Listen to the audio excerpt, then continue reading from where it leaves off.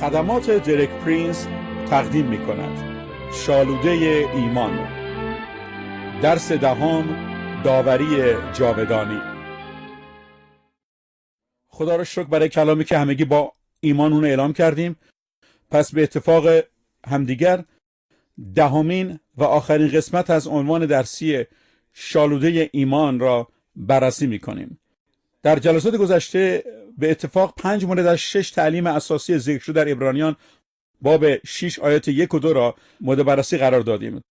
توبه به سوی خدا، ایمان به خدا، تعالیم تعمیدها، دستگذاری و رستاخیز از مردگان. امروز ششمین و آخرین موضوع باقی مانده از تعلیم اساسی است، یعنی داوری جاودانی. وقتی که در رابطه با داوری صحبت میکنیم لازمه درک کنیم و بدونیم که 2 راه عمده و اساسی وجود داره که خداوند از اون طریق انسان رو داوری میکنه. اولی راه داوری او بر اساس تاریخ است و دومین نوع داوری است که امروز با آن خواهیم پرداخت، داوری جاودانی. اما آن گونه داوری که ما را وقتی با آن روبرو میشیم از زمان خارج کرده به ابدیت منتقل میکند و این مهمه که ما بتونیم این 2 نوع داوری رو از هم تشخیص بدیم. در غیر این صورت درک درستی از داوری نخواهیم داشت. اولین نوع داوری تاریخی است که در اینجا اشاره میکنم به وجود برکات و توبیخ‌ها و موفقیت‌های قوم‌ها بر اساس روشی که اولین قوم به آن وسیله نسبت به خدا پاسخ و واکنش نشان داد. در کتاب خروج باب 20 آیات 4 تا 6 نمونه بسیار واضحی در این رابطه از داوری خدا دیده می شود. خروج باب 20 آیات 4 تا 6 که در رابطه با 10 فرمان صحبت میکنه. خدا اینطور میگه: صورتی تراشیده و هیچ تمثالی از آنچه بالا در آسمان است و آنچه پایین در زمین است و آنچه در آب زیر زمین است برای خود مساز. نسل آنها سجده مکن، عبادت منما، زیرا که من یهوه خدای تو می باشم، خدای غیور هستم و انتقام گناه پدران را از پسران تا پشت 3 و 4 از آنانی که مرا دشمن دارند میگیرم و تا 1000 پشت بر آنانی که مرا دوست دارند و احکام نگاهداران رحمت میکنم. در اینجا به وضوح به گناه بت پرستی اشاره میکنه که بزرگترین گناهان است و لعنت و داوری این گناه تا پشت 3 و 4 منتقل میشه و این به نوعی داوری تاریخی است، یعنی سرنوشت چندین نسل یک قوم را تحت تاثیر قرار میده. در این کتاب نمونه های بیشماری وجود دارد. به دفعات در کتاب مقدس میبینید که چگونه بت پرستی لعنت خدا را برای خود آوردن، قوم اسرائیل و دیگر قوم ها. ارمیا باب 32 به روشنی میگه که در مورد دعایی که انجام میده و دعای او اینطور هست. ارمیا 32:18 ای که به هزاران احسان مینمایی و عقوبت گناه پدران را به آغوش پسرانشان میرسانی، خدای عظیم و جبار که اسم تو یهوه سبایوت میباشد. در اینجا ارمیا دوباره اشاره میکنه خداوند عقوبت و معجزات گناه پدران را تا چندین پشت به پسرانها خواهد رسانید. این همون داوری تاریخی است که چندین نسل رو تحت تاثیر قرار میده. این موضوع به گونه‌ای در داستان مزمور 103 در مزمور 103 داوود اینطور میگه، آیات 17 و 18 خداوند برکت رحمت خود را در یک نسل قرار میده از ازل تا به ابد و عدالت او بر فرزندان او که اونایی که او را حفظ میکنند عهدها را و فرایض را بیاد میآورند تا آنها را به جا آورند. بنابراین این وعده برکت و عدالت خداست نسبت به فرزندان آنایی که احکام او را به جا میآورند. در حقیقت چگونگی نوع زندگی و کیفیت ارتباط ما با خدا و نه تنها خود ما را تحت تاثیر قرار میده، بلکه رفتار و ارتباط ما نسل ما را نیز میتونه تحت تاثیر قرار بده. پس اهمیت بسیار زیادی که ما به آن توجه داشته باشیم. ما به نوعی مسئول برکات، دردها، لعنتها و عواقبی هستیم که به نوعی به نسل آیندهمون انتقال داده میشه و اینا در عمل در تجربه زندگی میتونیم ببینیم. بچه‌ای که در یک خانواده الکلی به دنیا آمده قطعاً تحت تاثیر این مسئله قرار میگیره. اشتباه کودک نبود، خطاش نبود، ولی به نوع داوری خدا در خانواده او به طور طبیعی به او منتقل شده و نسل او را تحت تاثیر قرار ده. باید اضافه کنیم نوع دیگری از داوری وجود دارد که نویسنده اون را داوری جاودانی خطاب میکند. در کتاب عبرانیان اشاره میکنه داوری که سرنوشت ما را در آخرت تحت تاثیر قرار میده و این اصولی است که ما اینجا باش نگاه میکنیم و خیلی متفاوته با داوری تاریخی. در حزقیال باب 18 خدا به حزقیال میگه، باب 18 آیات 1 تا 4، 18 1 تا 4 حزقیال. کلام خدا بر من نازل شده گفت شما چه کار دارید که این مثل را درباره زمین اسرائیل میزنید و میگویید پدران انگور ترش خوردند و دندانهای پسران کند گردید. ببینید عزیزان، اشاره میکنه که فرزندان متحمل پدران شدند، ولی خداوند یهوه میگوید به حیات خودم قسم که بعد از این مسئله در اسرائیل نخواهید آورد. اینک همه جانها از آن منند، چنان که جان پدر است همچنان جان پسر نیست. هر دوی آنها از آن من می باشند. هر کسی که گناه ورزد او خواهد مرد. در حال حاضر در رابطه با داوری تاریخی صحبت نمی کنیم، بلکه در رابطه با داوری صحبت می کنیم که هر شخص فرداً با مردن و خواهش شدن از زمان با آن روبرو خواهد شد. هر شخص مسئول اعمال زندگی خودشه که برای زمین داشته، زیرا هر که گناه کند خواهد مرد. و این موضوع دوباره در حزقیال باب 18 آیه 20 تکرار شده و دوباره خدا تاکید میکنه. حزقیال 18:20 هر که گناه کند او خواهد مرد. پسر متحمل گناه پدرش نخواهد بود و پدر متحمل گناه پسرش نخواهد بود. عدالت مرد عادل بر خودش خواهد بود و شرارت مرد شریر بر خودش خواهد بود. بنابراین طبق کلام خداوند وقتی که ما می‌میریم و از زمان خارج شده با آخرت منتقل میشیم، دیگر در آنجا متحمل گناه پدران خود نخواهیم بود و بر اساس گناه ایشان داوری نخواهیم شد، بلکه هر کدام مسئول زندگی و اعمالیم که در زمین داشتیم. در واقع عدالت مرد عادل بر خودش خواهد بود و شرارت مرد شریر بر خودش خواهد بود. در کتاب جامعه اینطور میگه درخت هر جا که بیفته همونجا قرار میگیره.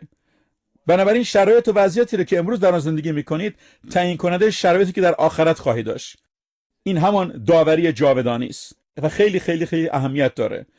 یادم در گذشته مجموعه تعالیم پایه و اساس رو در 7 جلد مجزا و کوچک گردآوری کرده بودم. سپس این 7 جلد در 3 جلد گردآوری شد و دوباره در 7 جلد در خلاصه کردم و جمع‌آوری کردیم و عنوان 7م این بود داوری جاودانی و ما سعی میکردیم که جلد 7م را روی سایر کتابا قرار بدیم تا مردم تشویق بشن اونو بخرن. اما نکته جالب بود که اونا گذاشتم کنار و 6 تا رو می‌خریدن و می‌خوردن، مثل که مردم دوست نداشتن داوری جاودانی رو بخرن و بدونن چه خبره. ولی مهم اینه که دوست داشته باشید یا نداشتید، این واقعیت داره و شما نیاز دارید به اون توجه داشته باشید. در حقیقت اگر نه داوری جاودانی از دست خواهید داد. حالا قصد دارم 5 اصول اساسی داوری را در رومیان باب 2 عنوان شده مورد بررسی و مطالعه قرار بدیم. رومیان باب 2، 5 اصل اساسی داوری خدا که به وضوح دیده میشه. من این قسمت از کلام را میخونم که در عهد جدید به زبان یونانی خوانده شده، بعد به زبان‌های دیگه ترجمه کرده و نگاه کردم. من قبلا از ترجمه NIV قدردانی میکنم، در خیلی قسمت‌ها خوب ترجمه شده، ولی بعضی وقتا از ترجمه اصلی فاصله شده. بنابراین آنچه که گوش میکنید از NIV، ولی اگر از کینگ جیمز، نیو کینگ جیمز نگاه بکنید شاید یکم با هم فرق داشته باشه.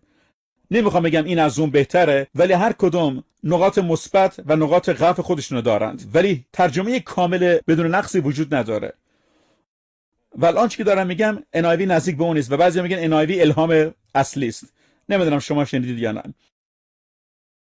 خب حالا ما در رومیان باب 2 آیه 2 5 اصل داوری رو میخوایم نگاه بکنیم. رومیان 2:2 همه ما میدانیم که داوری خدا بر اساس حقیقت صورت خواهد گرفت. در حقیقت این واقعیتی است که آنچه که بر روی حقیقت صورت گرفته، نه بر روی شایعات، نه بر روی حرفای مردم. من یادم میاد وقتی که خدا میخواست ببینه که چه خبره در سدوم و عموره، گزارشات بسیار ناراحت کننده و ناخوشایندی توسط فرشتگان و دیگران شنیده بود. اما اگه یادت داشته باشه گفت به ابراهیم به زمین آمدم تا خودم ببینم من خیلی مجذوب شدم که خودش بر اساس شایعات خداوند داوری نمیکنه، بلکه بر اساس حقایق. دومین اصل از داوری در آیه 6 دیده میشه. خداوند بر هر کس بر حسب اعمالش جزا خواهد داد. در واقع همه ما انسان‌ها بر حسب اعمالمون داوری خواهیم شد. این یک از پایه‌های اساسی اصول داوری خداست که شامل ایمانداران و بی‌ایمانان هم میشه. پس در کتاب اول پتروس باب 1 آیه 17، اول پتروس 1:17، پتروس آشکارا این اصل اساسی را از ایمانداران درخواست میکنه. اول پتروس 1:17 او خطاب به ایمانداران اینطور میگه: اگر او را که بر عمل هر کس بی‌غرض داوری میکند پدر میخوانید، پس دوران غربت خیش را با ترسی آمیخته با احترام بگذرانید. امروزه آنطور که با در کلیساها به این کلام توجه خاصی نمیشه، اما پتروس در اینجا با صراحت به ایمانداران میگه که همگی شما بر طبق اعمال زمینیتون در حضور خداوند داوری خواهید شد. پس با ترس آمیخته با احترام زندگی کنید، نه با دروغ، ریا، تکبر، گستاخی و بی احترامی، چون که آنچه که انجام میدید و فکر میکنید یک روز در حضور خدا باید جواب بدید، و این برای ایماندارانه، نه بی‌ایمانان. سپس در کتاب مکاشفه باب 20 آیه 12 میگه که همه در داوری نهایی از خرد و بزرگ در حضور تخت داوری خواهند ایستاد و بر اساس اعمالشون که در دفتر مکتوب است داوری خواهند شد. پس خدا اعمال ما را در کتاب ضبط میکنه. میدونی که در گذشته کتابا به صورت امروزی نبودند، بلکه به صورت تومارها جمع آوری میشدند. امروز اونها از اهمیت برخوردار نیستند، بلکه همه چیز به روشنی در اونها ثبت میشه. من شخصا مایلم در رابطه با روزداوری اینطور فکر کنم. این نظر شخصی منه.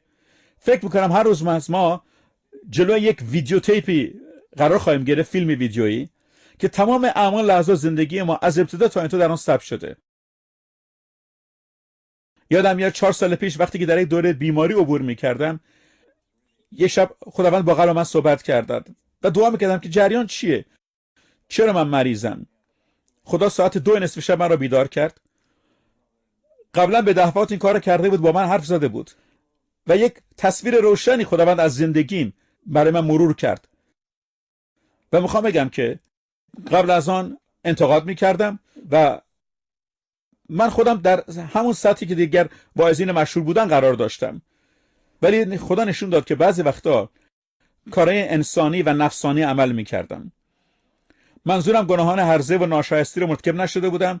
خدا را شکر که در طول زندگیم با گناهان جنسی، مشروبات الکلی و مسائل مالی درگیر نبودم، اما گذشته خدا به من نشون داد که چیزها و مسائلی در زندگی من و در خدمتنه که باعث جلال او نشده. خداوند از طریق آیه‌ای در ملاکی با قلم صحبت کرد. یعقوب را دوست داشتم و از عیسی نفرت نمودم. در واقع عیسی به نوع نمونه از کارهای انسانی و نفسانی است. گرچه عیسی هرگز در زندگیش مرتکب گناهان غیر اخلاقی و ناشایست نشسته بود، اما به عنوان مرد نفسانی مشخصه.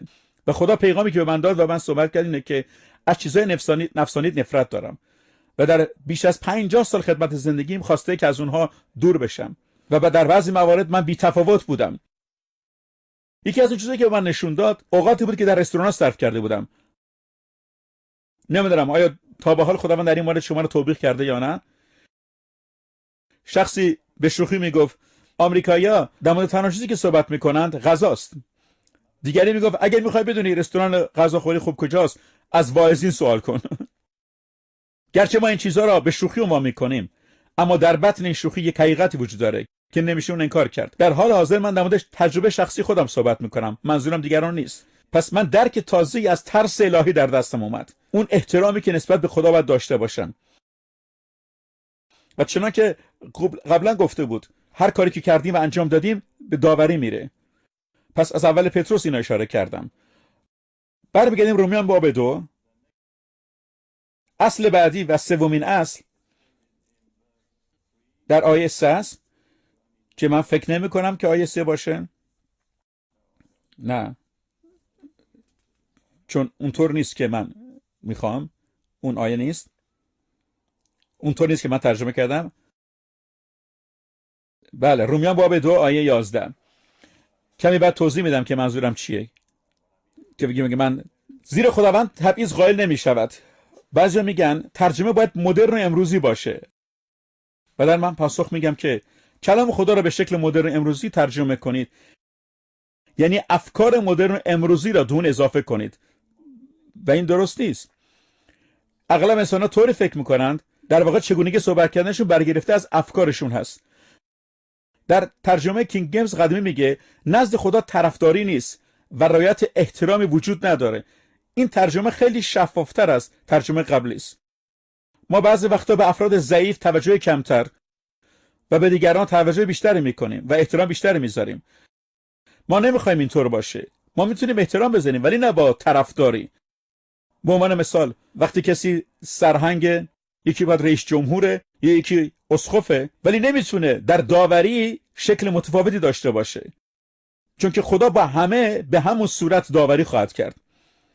ولی ترجمه دوم که به منظور اصلی یونانی نزدیکتر است اینه که مردم دوست دارند نوع دیگری رفتار بکنند. چهارمین اصل از داوری در رابطه با میزان نوری که آنها دریافت کردند. رومیان باب 2 آیه 12 اینطور میگه: هر کسانی که بدون شریعت گناه کنند بدون شریعت هلاک خواهند شد. کسانی که زیر شریعت گناه کنند موازین شریعت داوری خواهند شد. پس اگر صاحب شریعتید با شریعت داوری میشه، اگر شریعت نداری بدون شریعت داوری خواهی شد. این اصل از داوری در کتاب متی باب 11 توسط عیسی عنوان شده. خطاب به شهرهایی که در آنجا معجزات زیادی ظاهر شده ولی مردم با بی ایمانی و بی توحیدی برخورد کرده بودند. متی 11 20 تا 24. آنگاه عیسی به سرزنش شهرهای پرداخت که با اینکه بیشتر معجزاتش در آنجا انجام شده بود توبه نکرده بودند. وای بر توی خورزین، وای بر توی بیت سیدا، زیرا اگر معجزاتی که در شما انجام شد در سور و سیدون روی میداد مردم آنجا مدت‌ها پیش در پلاس و خاکستر توبه میکردند. اما یقین بدانید که در روز داوری تحمل معجزات برای سور و سیدون آسان‌تر خواهد بود تا برای شما. چرا کلام اینطور میگه؟ چون معجزات کمتری در سور و سیدون ظاهر شده بود. معجزات بسیار در خورزین و بیت سیدا صورت گرفته بود و داوری آنها سخت‌تر خواهد بود. من و شما نیز بر همین اساس در حضور خدا داوری خواهیم شد.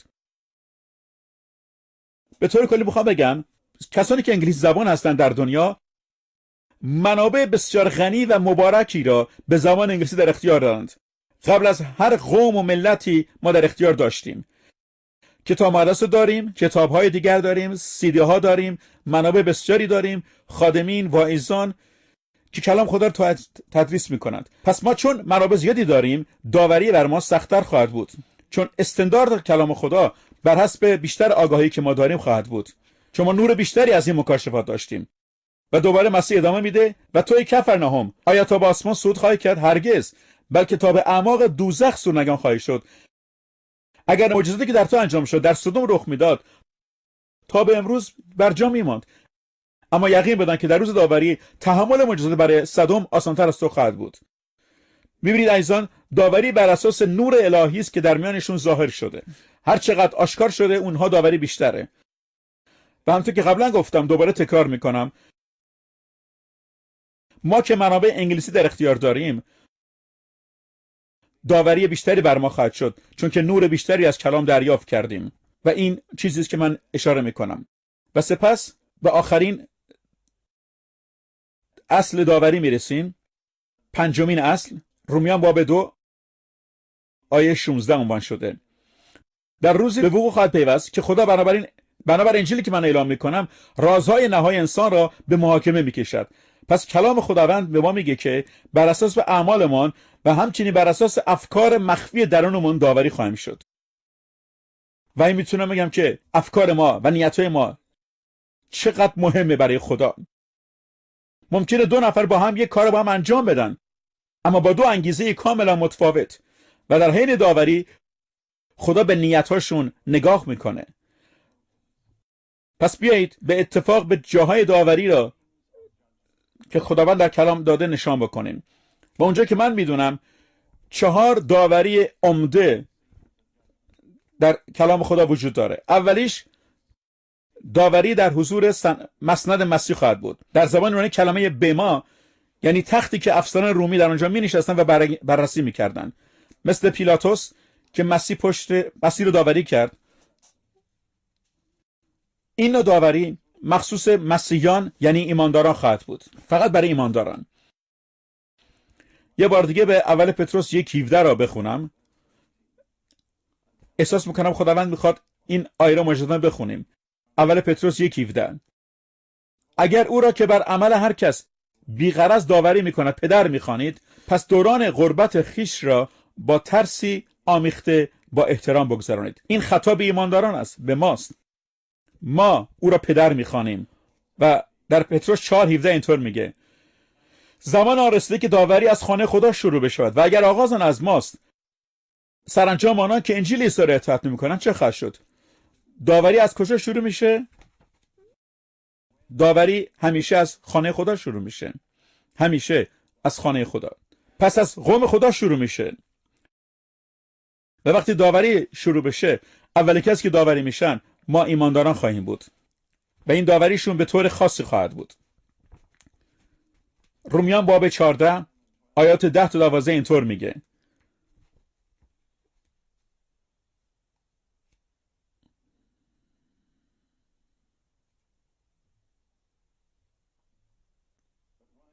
پس تو چرا برادر خود را محکوم میکنی؟ و تو چرا به برادر خود به دیده تغییر مینگری؟ زیرا همه ما مسیحیان در برابر مسند داوری خدا حاضر خواهیم شد. چرا که نوشته شده خداوند میگوید به حیات خودم سوگند که هر زانویی در حضور من خم خواهد شد و هر زبان اقرار خواهد کرد خدا. پس هر کدام از ما حساب خود را به خدا خواهیم داد. به یاد داشته باشید که شما تنها پاسخگوی حساب خود به خدا خواهید بود. شما برای شبان یا والدینتون یا من یا دیگران جوابگو نخواهیم بود، بلکه فقط به خاطر خودتون. تنها کسی که باید جوابگو باشه خود شما در مقابل خودتون هستید. پولس میگه هر یک از ما حساب خود را به خدا باز خواهد داد. هر یک از ما ایمانداران. در دوم قرنتیان باب 5 آیه 10 دوباره به این موضوع برمیگرده و اشاره میکنه. دوم قرنتیان باب 5 آیه 10 زیرا ما یعنی مسیحیان همه باید در برابر مسند داوری مسیح حاضر شویم تا هر کس بنابر اعمال خوب یا بد که در ایام سکونت کرده است سزا یابد. کلام میگه همه باید در حضور او حاضر شویم. در یونانی میگه همه باید خودمون اونجا آشکار بشیم و هیچ چیز از نظر او مخفی نخواهد بود. همه چیز به روشنی است و آشکار خواهد شد. پس وقتی در حضور مسند مسیح حاضر میشیم، بنابر اعمالمون که در زمین انجام دادیم جواب خواهیم گرفت. و چنان که بارها اشاره کردم و دوباره عرض میکنم، فقط دو نوع ردبندی وجود داره برای اعمال، خوب یا بد. حد وسطی وجود نداره. هر آنچه که خوب نیست بد محسوب میشه. مسیح به روشنی گفت هر که با من نیست برخلاف من است. به عبارت دیگه شخص خنثی و بی‌طرف نداریم.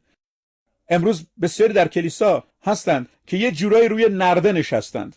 میدونید نرده نشستن یعنی چی؟ یعنی افرادی که برای تصمیم گیری و متحد شدن بیمیلن، نه این طرفن نه اون طرف. نه فقط کار خوب انجام نمیدن بلکه کار بد انجام هم نمیدن و نمیدونن چی کار بکنن. ولی من اینطور میگم وقتی روح القدس بیاد و وارد کلیسا بشه، اولین کاری که میکنه که یک جریان برق قوی را به این نرده آهنی وصل میکنه. در اون لحظه تو باید مجبوری بپری و باید تصمیم بگیری. برای همین خیلی دوست ندارن روح القدس به کلیسا بیاد، چون وقتی میاد وضعیت نامشخص اونها رو به هم میزنن، چون ولرم خنثی بودن برای روح القدس خوب نیست. پس آنچه که باید بگیم اینه که 5 شکل عمده از داوری اینجا دیده میشه و خیلی کوتاه به 5 تا اونها اشاره میکنم. داوری فردی، هر شخص جوابگوی خودش خواهد بود به خاطر کارهایی که در زمین در بدن انجام داده، باید جوابگو باشه. و همونطور که گفتم دو نوع ردبندی وجود داره، خوب یا بد. اول یوحنا 5:17 میگه تمام آنچه که خوب نیست گناه محسوب میشه. طبق کلام خدا و هر آنچه که عادلانه نیست گناه به حساب میاد. پس طبق کلام خدا هیچ حد وسطی وجود نداره. اگر کسی اینو به شما تعلیم داده و اینطور فکر می‌کنید فریب خورده است. مورد بعدی اینه که اصول داوری ما ایمانداران به منظور محکومیت نیست. در که موضوع خیلی مهمه. درسته که ما در حضور مسیح داوری میشیم، ولی برای محکوم شدن ما نیست. اگر ایماندار حقیقی عیسی مسیح هستیم هرگز محکوم نخواهیم شد، بلکه برای ارزیابی کیفیت اعمال ماست. اجازه بدید به جاهایی اشاره کنم که در این رابطه ما را اطمینان خاطر میده. احساس میکنم بعضیاتون نگران هستید، ولی چیز بدی نیست. باور کنید. یوحنا باب 3 آیه 18 اینطور میگه: هر که به او ایمان دارد محکوم نمی شود، اما هر که به او ایمان نیاورد محکوم شده است، زیرا به نام پسر خدا ایمان نیاورده. اگر ما ایماندار واقعی عیسی مسیح هستیم، ما داوری میشیم ولی محکوم نمیشیم. و دوباره اینطور میگه در یوحنا 5 آیه 24: آمین آمین به شما میگویم. آمین یعنی بر اهمیت چیزی که مسیح داره میگه. آمین آمین به شما میگم، هر کی کلام را بشنود و باور کند و به فرزند من ایمان آورد حیات جاودانی دارد و در داوری نمیاد، بلکه از مرگ به حیات منتقل شده است.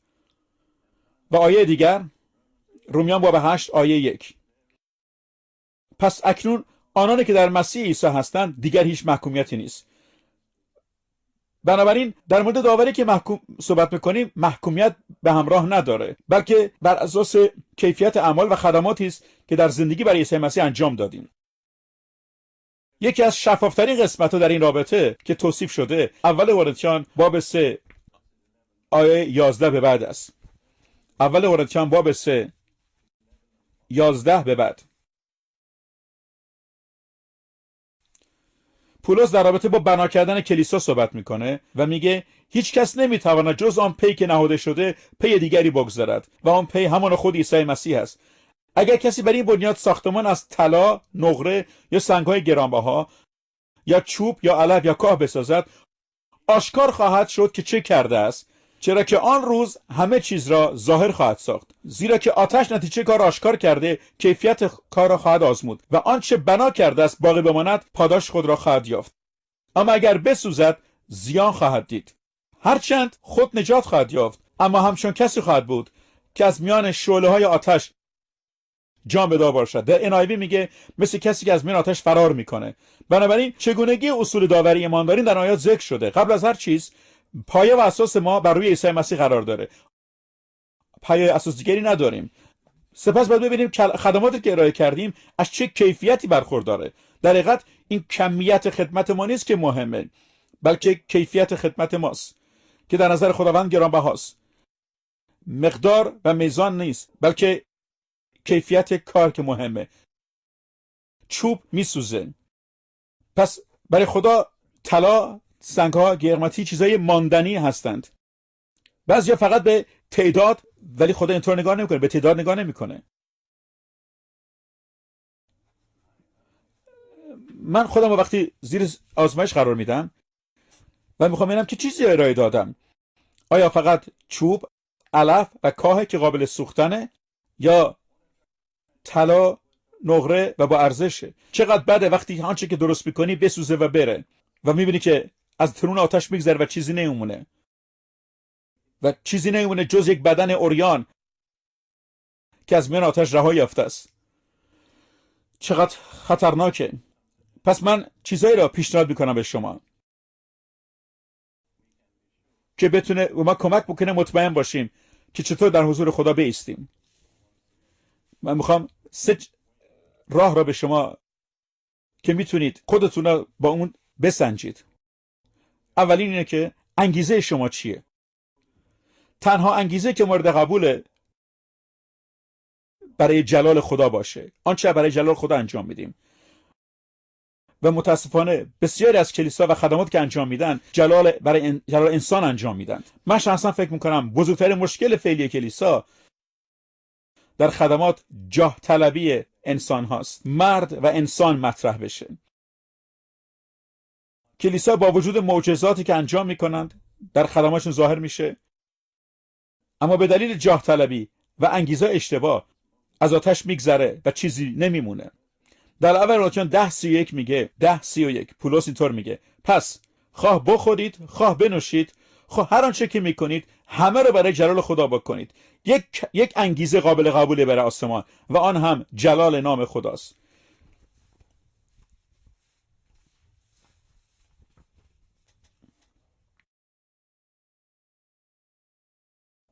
یه جورایی در قلبم احساس میکنم خداوند میخواد که روی موضوع بیشتر تاکید کنم. پس هر کدوم از شما عزیزان برای این انگیزهایی که برای خدمتتون انجام میدید تمرکز کنید در خدمتی که برای او انجام میدید. پولس باید میگه در رومیان 2:12 افکار خودمون رو تازه کنیم. پس من فکر میکنم فرقی است بین فکر تازه شده و فکر کهنه. فکرها از اون جایی که ما اونجا هستیم، از شرایطی که هستیم به ما میرسه. پس تفکر اختلاف زیادی است بین فکر تازه شده و فکر کهنه. پس باید انگیزه ها عوض بشه. من فکر کنم این به دفعات در ازدواج دیده میشه. و یکی از مهمترین دلایل عدم شادی در ازدواج‌ها افکار انسانی کهنه است. طرز برخورد و نگرش زوجین اینه که من چطور میتونم، اون چیکار میتونه برای من بکنه که من شاد بشم.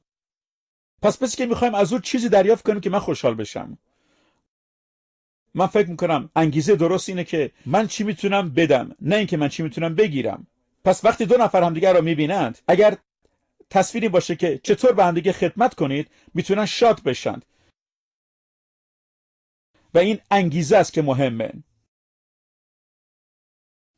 دوم، اگر میخواهید که اعمال و خدمات شما با عبور از آتش همچنان باقی بمونه، پس بر حسب کلام خدا باید از خدا اطاعت کنید. این دومین انگیزه قابل قبول هست. در متی باب 7 عیسی در مورد دو شخص متفاوت صحبت میکنه. یکی خونش روی صخره و دیگری روی شن بنا کرد. در آیات پایانی باب 7 متی باب 7 اینطور میگه: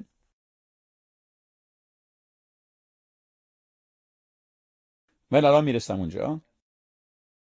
متی باب 7 آیه 21 به بعد عیسی مسیح اینطور گفت: نه هر که مرا خداوند خداوند گوید داخل ملکوت آسمان گرد، بلکه آن که اراده پدر مرا که در آسمان است به جا آورد. با توجه به کلام خدا، دومین انگیزه قابل قبول این است که به منظور انجام اراده پدر صورت بذاره است.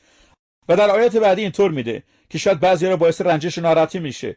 چه بسا در آن روز مرا خواهند گفت خداوندا آیا به نام تو نبوت ننمودیم، دیوها را اخراج نکردیم، معجزه ظاهر نساختیم؟ و آنگاه به ایشان خواهم گفت هرگز شما را نمیشناسم، ای بدکاران از من دور شوید. به فیض خداوند من افتخار را دارم که بگم و به قدرت روح القدس دیوهای بسیاری اخراج کردم. به عینه شاهد معجزات قطعی بسیاری بودم که توسط من خداوند انجام داده، کلام نبوتی که از دهان من خارج شده. میخوام بگم که امید من برای آینده رو اینها قرار ندادم، چون خطرناکه اگر روی این قرار بدیم. یک چیز مورد نیاز و مورد قبوله، اون که بر طبق اراده خدا زندگی کرده باشی. عیسی مسیح به این معجزه‌گران اینطور میگه: از من دور شوید ای بدکاران، چون که بر حسب اراده پدر من انجام ندادید. برای اینکه اونها خداوند خودشون بودن، اونها هر جوری که دوست داشتن انجام میکردن، هر جوری که میخواستن میرفتن و اراده خدا را اطاعت نمیکردن و در اون راه نمیرفتن. در مورد من میتونم زیاد صحبت کنم ولی فکر کنم کافیه. ولی میخوام بگم این اواخر در رابطه با زندگی بلعام مطالعه میکردم و خیلی متعجب و بهت‌زده شدم. مردی بود صاحب کلام، نبوت، علم، حکمت، نبوت‌های بسیار دقیق و زیبایی در رابطه با قوم اسرائیل عنوان کرد، در رابطه با ابدیت و آینده قوم اسرائیل. ولی بعداً کشته شد و اعدام شد توسط همون قوم اسرائیل. میدونین چرا؟ مشکلش چی بود؟ 3 بار در روشنی در اهلیت اشاره شده اینکه انگیزه های بلعام مسائل مالی بود. او شخص پول دوستی بود و این به قیمت جانش تمام شد. و امروزه در کلیساها واقعا این سوال باید از خودمون بپرسیم: انگیزه ما از خدمات چیست؟ آیا پول دوستی است؟ در ابتدای جلسه من رود کلامی رو نقل کردیم که بسیاری از افراد انجیل رو برای منافع شخصی استفاده می‌کنند و این کلام بسیار تکان دهنده است. این خیلی مهمه. پولس داره اشاره میکنه که بسیاری به خاطر منافع خودشون انجیل رو ترک کردن و خودشون رو موعظه میکنن و خدای عارف القلوب انگیزه را تفتیش میکنن. و سومین مورد که از آتش میمونه، با چه قدرتی اونها رو به انجام میرسانیم. رومیان باب 15 آیات 18 و 19 اینطور میگه: جرأت نمیکنم که سخن بگم جز در آن اموری که مسیح به واسطه من برای اطاعت امت را به قوت آیات و به قدرت روح خدا انجام داده، به قوت روح القدس انجام داده. پولس به روشنه میگه من این سخن به زمان نمیارم، کار انجام ندادم مگر آنچه که با قوت روح القدس انجام شده. تنها قدرت قابل قبول قدرت روح القدس که در خدمت ما باید انجام بشه. اجازه بده یک بار دیگه این سه رو به طور خلاصه اشاره بکنم که خدمات ما باید طبق اون باشه و تست بشه. یک، انگیزه های شما، آیا اینو برای دوم برای اطاعت از خدا میکنید یا برای خودتون انجام میدید؟ و سوم، آیا با قوت روح القدس انجام میدید یا با تلاش انسانی و جسمانیتون؟ حالا نمونه هایی به داوری میرسیم که عیسی مسیح در 2 داستان مختلف اونا تشریح میکنن و ببینیم اینا چطور بخونیم. فکر کنم بهتره که همه رو با هم بخونیم. ابتدا به اولیش نگاه میکنیم. منسال قنطرها، باب 19 انجیل لوقاس، یعنی قسمت پولی که بهشون میده. انجیل لوقا باب 19 مثال قنطارها، باب 19 مثال قنطارها عنوان شده در کتاب ها. یه نسبتاً پولی است که پادشاه به غلامان میسپارد تا با آنها کار کند. پس لوقا 19:11 رو میخونیم. پس چون داشت به مشتری نزدیک میشد با مثالا صحبت کرد. نجیب زاده ای به سرزمین دوردست رفت تا به مقام شاهی منصوب شود و بازگردد. به عبارت دیگه زمان بسیاری طول میکشه تا او برگرده. پس 10 تن از غلامان خود را فرا خواند و به هر یک سکه طلا داد و گفت تا بازگشت من با این پول تجارت کنید. به عبارت دیگر با این پول من کار کنید و سود بیاورید. مردمانی که قرار بود برایشون حکومت کنه از وی نفرت داشتن و آنها قاصدان فرستادن که پیش ما نیا، نمیخوایم بر ما حکومت کنی. ولی او رفت و پادشاهشون شد و بعد برگشت و گفت حالا بیاید ببینیم حساباتون رو بدین، چقدر سود کردید. خداوند قطعا حساب آنچه که ما سپرده از ما خواهد خواست. اولی اومد و گفت سرور، سکه تو 10 سه دیگر سود آورده است. به او گفت آفرین غلام نیکو، چون در اندک امین بودی حکومت 10 شهر را به تو میسپارم. پس صداقت و وفاداری ما در خدمات که به ما سپرده شده، موقعیتی که در آسمان خواهیم داشت برای آخرت ما مفیده و میتونه مسئولیت بیشتر ما بده. دومی اومد و گفت سرور، سکه تو 5 سکه دیگر سود آورده. به اون نیز گفت بر 5 شهر حکمرانی کن. ولی نگفت گفت آفرین ای غلام نیکو. پس اگر دقت کرده باشید یک فرقی است بین تحسین و تشویق‌ها در بین این 2 خادم. دیگری آمده گفت سرور، اینک سکه تو، آن را در پاچه نگه داشته بودم، زیر از تو میترسیدم چون مرد سختگیری، آنچه نگذاشته‌ای برمیگیری و آنچه نکاشته‌ای میدروی. ارباب او گفت ای خادم بدکاره، مطابق گفته خودت بر تو حکم میکنم. تو که میدونستی من مردی سختگیرم، آنچه نگذاشتم میگیرم، آنچه نکاشتم میدروم، چرا پول مرا به صرافان ندادی تا سود آن را برای تو باز پس گیرم؟ پس به حاضران گفت سکه را از او بگیرید و با آنکه 10 سکه دارد بدهید. به او گفتن سرور، او که خود 10 سکه دارد. حاضرین واقعا فکر نکردن که این درست عادلانه است که اونی که 10 داده یکی دیگه بهش بده. عیسی گفت من گفتم به شما هر که دارد بیشتر داده خواهد شد، اما آن که ندارد همان که دارد از او گرفته خواهد شد. حالا به ادامه داستان گوش کنید، چون که بیشتر ما در این مورد اینطور فکر نمی کنیم، ولی این آخر داستان است و یک جمله مونده. اینک آن دشمنان مرا که نخواستن برای شما حکومت کنم به دیجا بیاورید و در بر من بکشید. این تصاویری است از عیسی داور، نه عیسی نجات دهنده بلکه عیسی داور. پس بیاد داشته باشید همون شخص که نجات دهنده است همون داور نیز می باشد. نجات دهنده و داور یک شخصیته، همون عیسی مسیح. بعضی از ما شاید این تصویر از عیسی نداشتیم. تصویری که از مسیح داریم یک شخص آرام، متین، دوست داشتنی است. جلال بر خدا درسته، او آرام و دوست داشتنی است، اما این کل حقیقت نیست. چشمانش همچون شعله آتش است، شمشیری دودمه تیز از دهانش بیرون میاد، صداش مثل صدای آبهای بسیاره، پاهاش همچون برنج صیقلی که در کوره تابیده شده. و وقتی یوحنا این چنین عیسی را ملاقات کرد مثل مرده جلو پاهاش افتاد. این موضوع حقیقتا باعث تعجب منه. یوحنا که در مقایسه با سایر شاگردان نزدیکترین ارتباط با عیسی داشت، شام آخر کنارش نشسته بود، سرشو بر سینه او نهاده بود. یکی از این شاهدانی بود که در روز در کنار دریا به او آشکار شد، براشون صبحانه آماده کرد. من دوست دارم اون صحنه رو که عیسی مسیح براشون صبحانه آماده میکنه کنار دریای جلیل. ولی در اصل صورت همون یوحنای صمیمی وقتی او را روبرو شد و اونطور دید، مثل مرده زیر پاش افتاد. من فکر میکنم کلیسای امروز نیاز به چنین ملاقاتی با عیسی مسیح داره.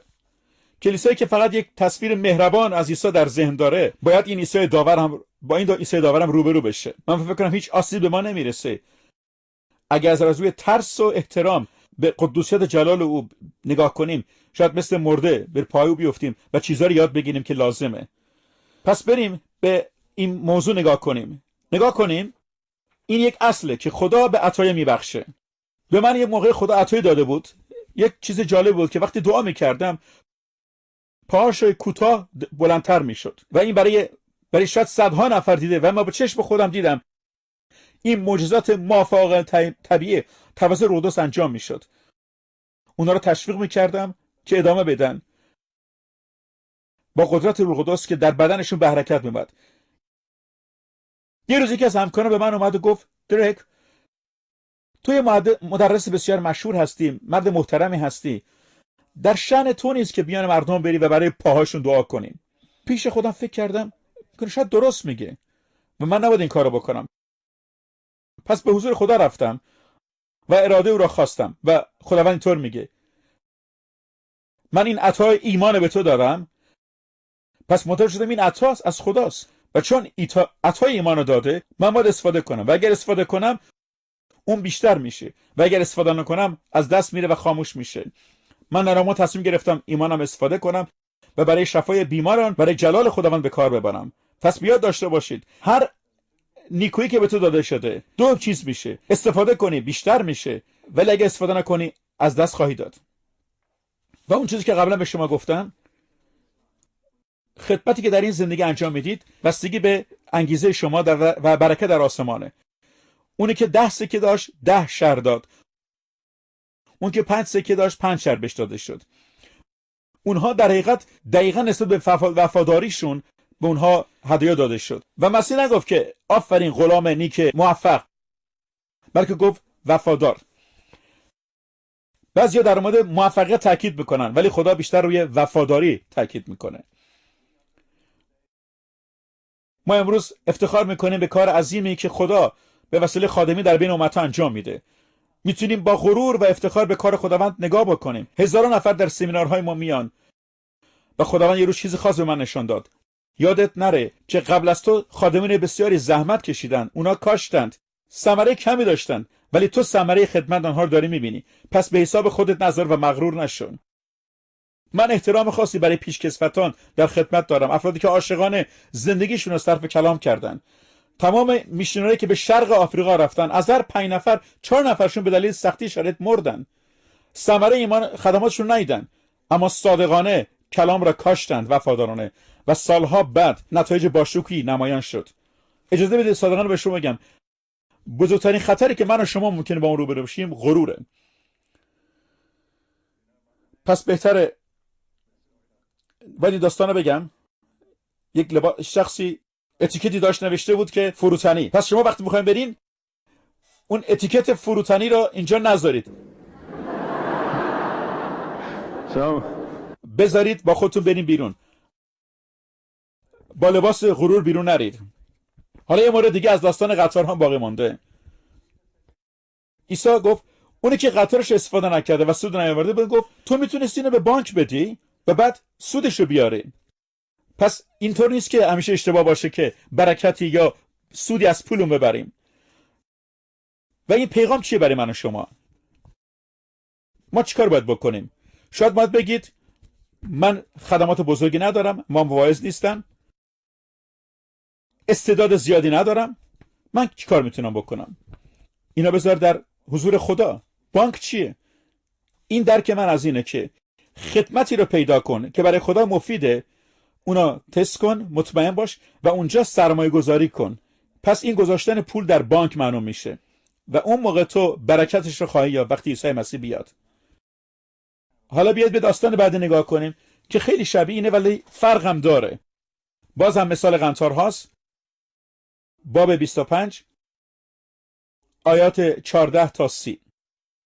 متی 25 14 تا 30.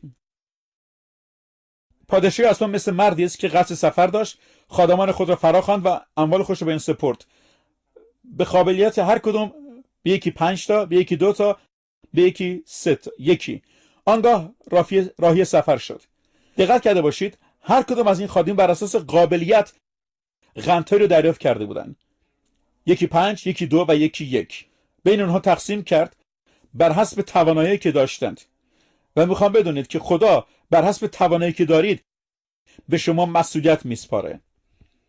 اگه میتونی 5 تا استفاده کنی 5 تا میده. اگه میتونی 2 قنطار 2 تا رو میده و اگر یکی رو به تو میده. ولی بستگی به توانایی تو داره. اون معیاری که اون نگاه میکنه.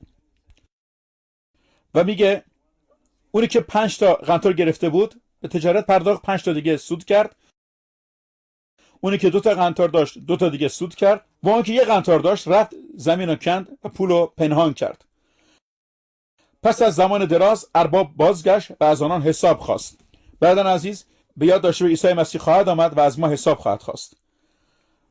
مردی که 5 قنطار دریافت کرده بود 5 قنطار دیگر آورد و گفت خداوند 5 قنطار سپردی، اینم 5 تا سود کردم. سرورش پاسخ داد آفرین ای خادم نیکو و امین، در چیزهای کم امین بودی، تو را بر چیزهای بزرگ میسپارم. بیا و در شادی ارباب خود شریک شو. این همون اصلی که در داستان قبلی بوده. هرچی که میکنی در ابدیت برای شما مهم خواهد بود. دومی اومد 2 قنطار گرفته بود و من 2 قنطار سود آوردم. ارباب گفت آفرین ای غلام نیکو متدین، در چیزهای کم امین بودی، تو را بر چیزهای بزرگ میسپارم. بیا و در شادی ارباب خود شریک شو. ببینید اینجا اتفاق جالبی دیده میشه. شخصی که 5 قنطار سود کرده بود با شخصی که 2 قنطار کرده بود هر دو به یک شکل مورد تحسین قرار گرفتن. به عبارت دیگر این میزان درصدی است که خداوند انتظارش رو داره.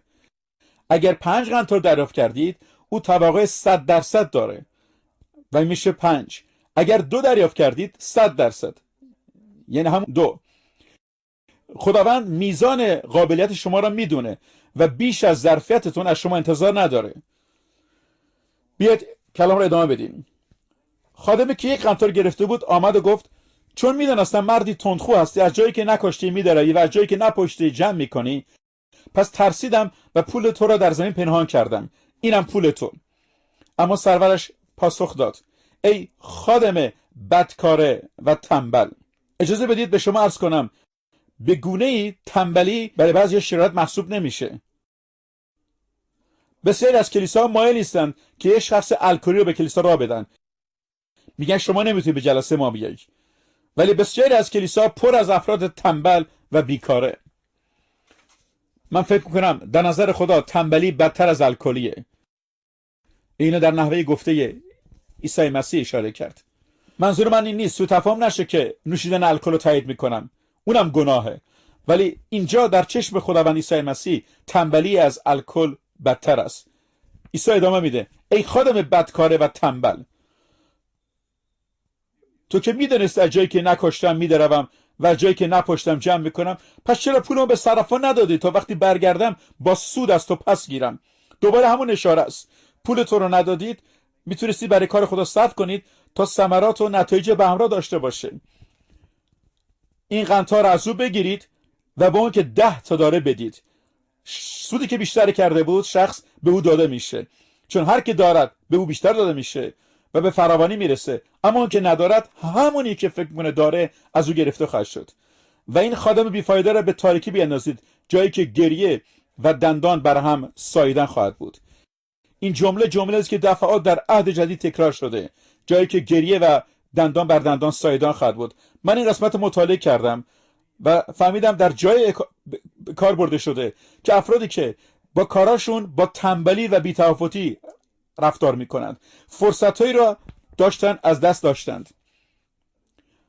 به مورد افرادی صحبت میکنه که میتونستند کار انجام بدن ولی نکردند و هیچ وقت وارد این ملکوت نخواهند شد. جایی که اونا میرن گریه و فشار دندان است. این افراد با تلخی میگن فرصت بیشماری رو داشتم در زندگیم از دست دادم ولی دیگه نمیتونم وارد شادی خداوند بشم. الان باید برم به تاریکی و تا ابد اونجا باشم. وحشتناکه. یه چیز دیگه هم اضافه کنم.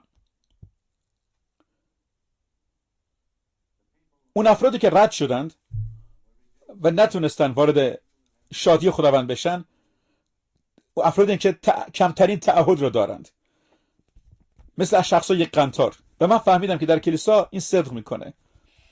افرادی که توانایی زیادی دارند به شکل صحیح از اون استفاده میکنند و اونو به کار میگیرند. ولی افرادی که یک قنطار دارند میگن من که توانایی زیادی ندارم، کاری از دست من بر نمیاد، پس مورد قبول واقع نخواهم شد، بیرون افکنده میشم. خطا به بعضی از شما میخوام بگم، شما که میشنوید و میبینید، افرادی که فکر میکنید یک قنطار دارید، اونو دست کم نگیرید و نگید من نمیتونم کار انجام بدم، کاری از من ساخته نیست. خداوند حساب زیادی از شما نمیخواد. من میخوام به شما بگم اتفاقا حساب خواهد خواست، ولی به اندازه‌ای که به شما داده شده. من در کلیسا و کلیسای مختلف موعظه کردم و خواستم اونایی که یک قنطار دارند دستشون رو بلند کنند ببینم چند نفرن و باعث تعجب خواهد شد وقتی دیدم نصف جمعیت دستشون بلند کردند و دیدم که این یکی از مشکلات مهم در کلیسا هاست. بسیار از ایمانداران فکر میکنن یک قنطار دارن، با اینم نمیتونن کاری بکنن، ولی مسیح نمیپذیره. گفت میتونستی اونا پیش صرافان بذاری که وقتی بیام سودشو بگیری. بنابراین تکرار میکنم، اگه شما یک قنطار دارید، اونا به یک کلیسا یا یک سازمان خدمتی بدید تا برای بشارت انجیل استفاده بشه. مشکل بزرگی که من رود داریم اینه که ما میخواستیم برای خودمون کسی باشه که به ما کمک کنه، نه از روی جاه طلبی و خودخواهی، بلکه چون زندگیمون رو وقف دیگران کردیم، وقت کمتری داشتیم به خودمون برسیم، فقط به ما خدمت بکنند. و سخت‌ترین چیز این بود که بتونیم اینطور افراد رو پیدا بکنیم که در خانه به ما کمک کنند. باید بگیم چند نفر رو داشتیم، افراد بسیار عالی و دوست داشتنی که ما رو خدمت کردن، ولی 3 شخص متفاوت در دوره متفاوت ما رو خدمت کردن. هر کدوم وفادار و منحصر به فرد بودند، ولی خیلی مشکلات با افراد دیگه داشتیم و بر خدمت ما هم تاثیر گذاشتن. اونا قانع نبودن که مشترکاً با هم خدمت رو برسونیم، بلکه دوست داشتن مستقل باشند و متاسفانه هر دو از دست دادند. نه مستقل عمل کردن، نه در گروهی تونستن به نتیجه برسند. عزیزان، یک قنطاری، با بی‌توجهی به قنطارتون نگاه نکنید، وگرنه با وضعیت خطرناکی روبرو خواهید شد. و میگه این خادم را به تاریکی بیاندازید، جایی که گریه و فشار دندان خواهد بود. حالا اجازه بدید به چند اصول اساسی در این داستان اشاره کنم.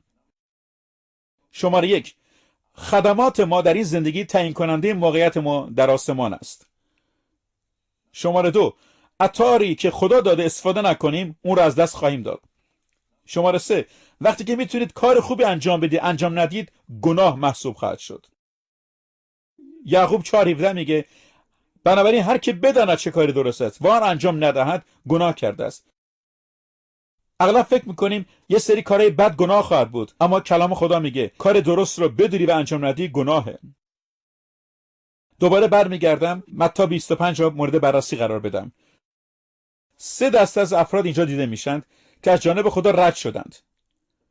اولین باکری‌های نادان که روغن کافی نداشتن، شخصی که صاحب یک قنطار داشت و استفاده ازش نکرد، و افرادی که به خواهر برادرش بی ایمان بودند و بی توجه بودند. و این 3 از جانب خدا رد شدند. یه روز به خودم گفتم این سه گروه چه اشتباه مشترکی انجام شدند که هر 3 رد شدند؟ میدونی چی کار کرده بودند؟ و جواب ساده بود، اونا کاری نکرده بودند. این تمام آن چیزی که باعث رد شدن اونها شد. هیچ کاری نکردند، خنثی و بی تفاوت.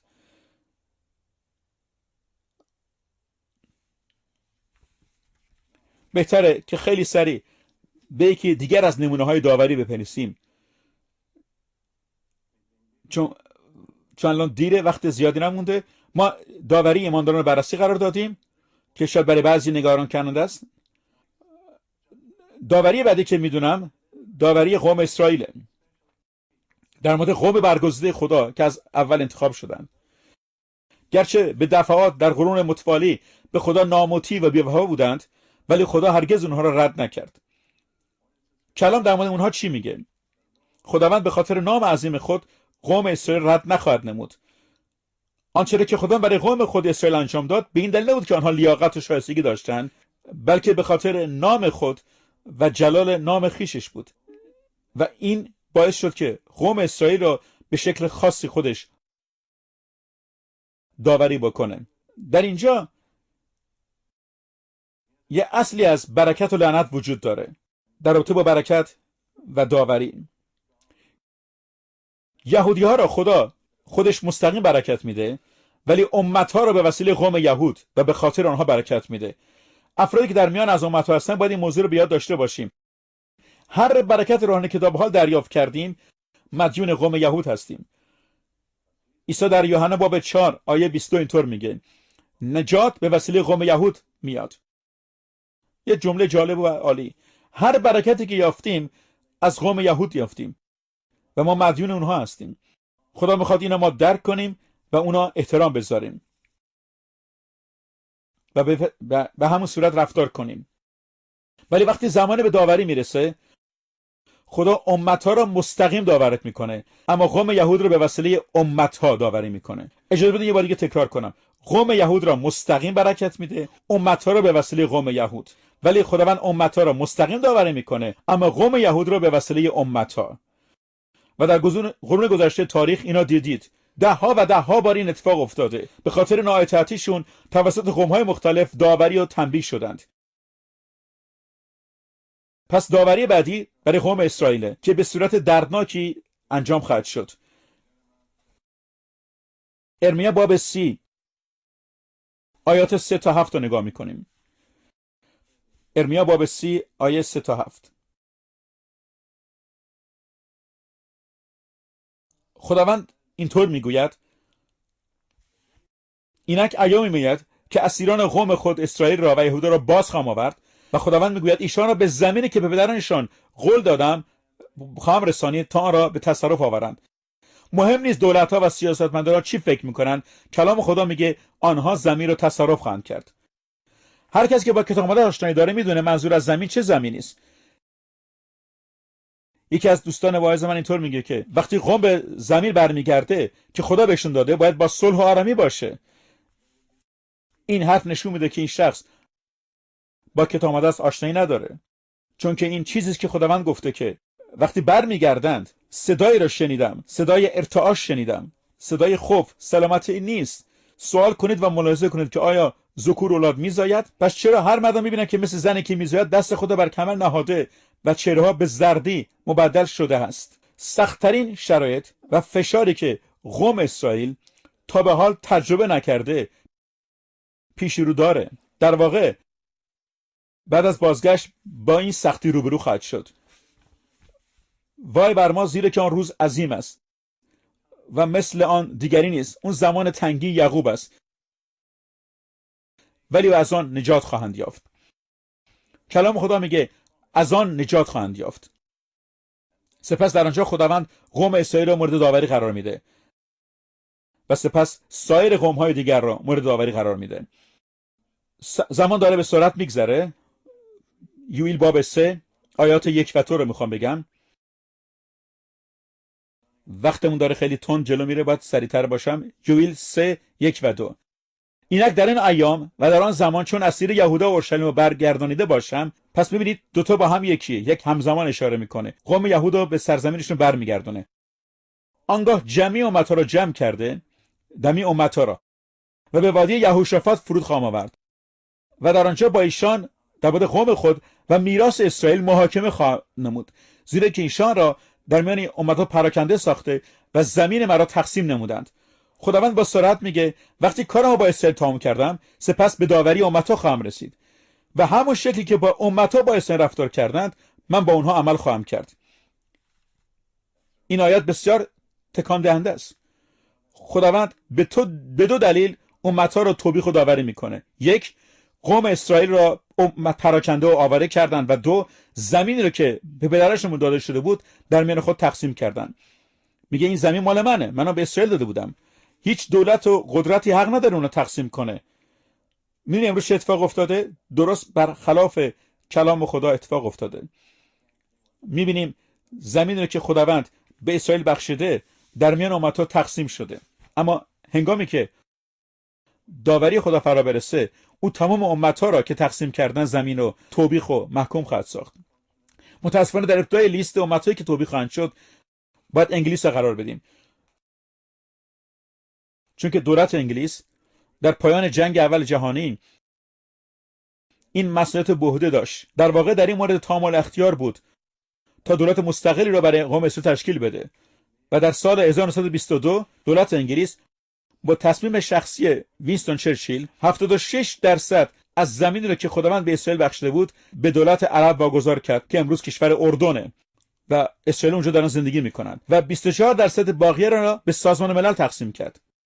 ولی روزی خواهد آمد که تمام دولت‌هایی که زمین را گرفتند باید به عیسی جوابگو باشند. اگر متی باب 25 نگاه کنید، هنگام داوری امت‌ها خداوند گوسفندها را از میش‌ها جدا میکنه.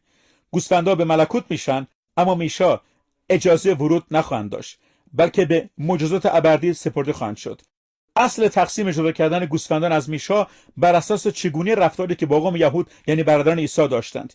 اینو میگم چون خیلی مهمه.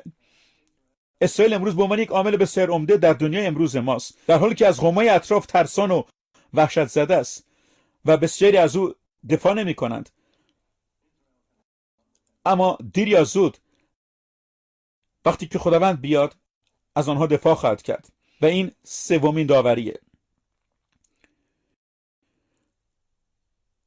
این سومین داوری بود از چهارمیش داوری در حضور تخت نشینه که در مکاشفه باب 20 آیه 11 و 12 میگه و دارم اشاره میکنم. وقتی تخت بزرگ سفید داوری کسی که بر آن نشسته بود، آسمان و زمین از او میگریختند و جای بر آنها نبود. دفترها باز شد، مردگان چه خرد و چه بزرگ برای تخت ایستادند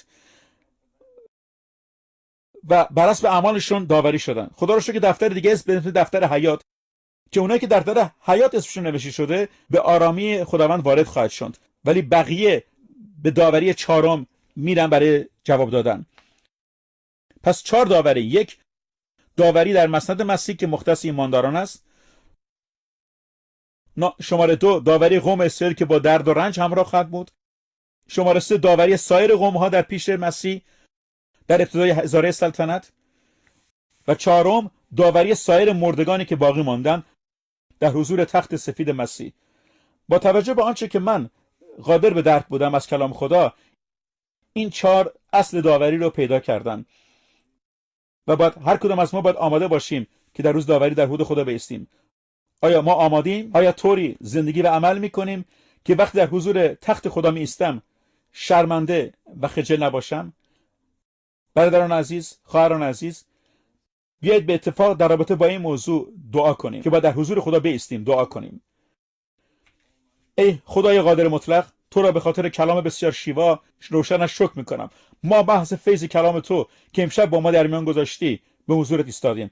حالا میخوام برای هر کدام از ما که اینجا هستیم و میشنویم دعا کنم که آنچه که من مستقیم از کلام تو در میان گذاشتم قلبهاشون رو لمس کنه و هر یک از آنها را به گونه جدی زندگیشون رو تفتیش کنه. و به طور خاص برای افراد دعا میکنم که یک قنطار دارند، افرادی که فکر میکنن از توانایی زیادی برخوردار نیستند. خداوند عیسی، دعا میکنم که اون عطا را مخفی نکنند، بلکه در بانک ها در خدمات استفاده کنند که در حضور تو شرمنده نباشند. این دعا را میکنم. با ما صحبت کردی، تو به زودی داری برمیگردی و در همین جلسه هم صحبت کردی که داری میای. پس ما خودمون برای بازگشت تو آماده میکنم. برای هر کدوم از اینا که اینجان و میشنون دعا میکنم. برای خودم نیز دعا میکنم که در فیضت ما را برای بازگشت تو آماده بسازی تا با آماده باشیم سربلندی به حضور تو بایستیم و آماده جوابگویی زندگیمون باشیم برای آنچه که بر زمین انجام دادیم. عیسی مسیح در نام پرجلال تو دعا میکنیم. آمین. خداوند شما را برکت بده.